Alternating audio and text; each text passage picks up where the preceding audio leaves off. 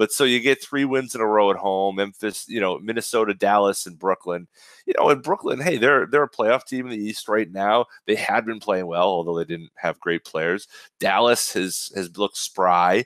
Certainly Doncic, brought some entertainment. And Minnesota actually has been playing well since the trade of Butler. So, I don't think those were dog games. And I just think right now the Celtics have seemingly found a little bit of a formula of who they are and how they want to fit. And I think that's the biggest takeaway of these 3 games is they're finally getting comfortable. And there were games against loser teams earlier in the season where they just didn't know who individual each player was. Jalen didn't know who he was. Even Kyrie didn't know who he was. And I think it's just taken this time, whether it's from players just getting comfortable within the season, but also between having some injuries and having Horford out and Morris out and, different guys, even Kyrie here with the scratched eye, thanks to Bellinelli there in the Spurs game, those opportunities have given guys a chance to just get a couple more games of a few more minutes than they needed. I think that's kind of helped everyone kind of fall into place.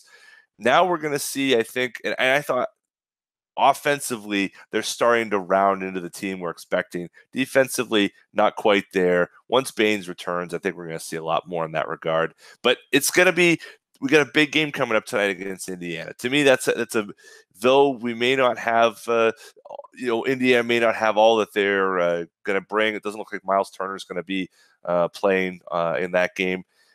I think this is a great opportunity for the Celtics to kind of put a mark down. They're 5 games back of first. And they're 5th place. It's not out of reach. They got to make a run. Yeah, they got to make a run, but it's really not that far out of reach. It would be great to close out the homestand with one more win, go 4-0, then hit the road and maybe, as you mentioned, make some statements in Florida. It's not like, all the way. It's not a West Coast trip like we talked about, heading out of the holiday that we were kind of hoping, or I should say in between Christmas and New Year's. So certainly they could make their run and plenty of season left. A lot of people say this is when the season begins. So they could definitely get on a hot streak. Even Milwaukee could cool off a little bit. Toronto did.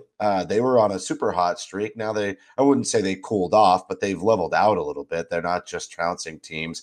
They lost their grip on first place there for a little while. And, that's whether they reestablish it or not, I guess we'll find out. But I will say this. I think the minutes distribution from what I've seen in the box score, not so much with my own eyes, that the minutes have really been distributed nicely. I mean, I know Terry's typically been the loser in that case when Kyrie is healthy, but not always.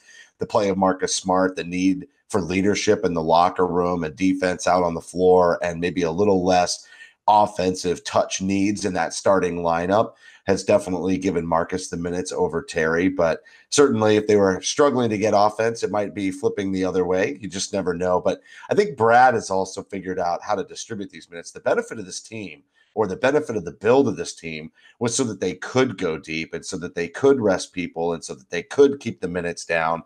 And yeah, there's been a few injuries here and there and guys have missed games, but not enough to put them at the disadvantage that they were last year in terms of injuries and elevating players. So yes, I agree that the injuries have given players the opportunity to get themselves right and find their roles. But I think Brad's kind of figuring it out too.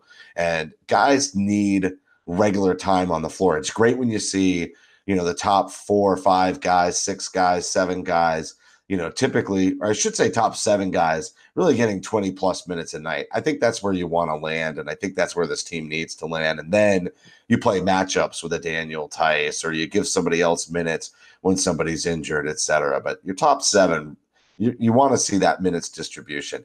And hopefully that will, I mean, you can't do anything about a scratched eye, but hopefully that'll help, the knee flare-up issues with Horford. They can pick and choose which opponents they rest him against. And somebody like Tice would be ready because he's getting regular minutes because Horford minutes are down. Maybe it's not flaring up. I just feel like they need to manage it. And where they are 5 games behind, I kind of don't care, to be honest with you. I think they just need to finish in the top 4. And if they do finish in the top 4, I'm pretty happy with that. And I think that's more than reasonable, and they can keep these guys in good condition. Also, Hayward needs to continue playing on this hot streak because that's a big, big difference maker for this team.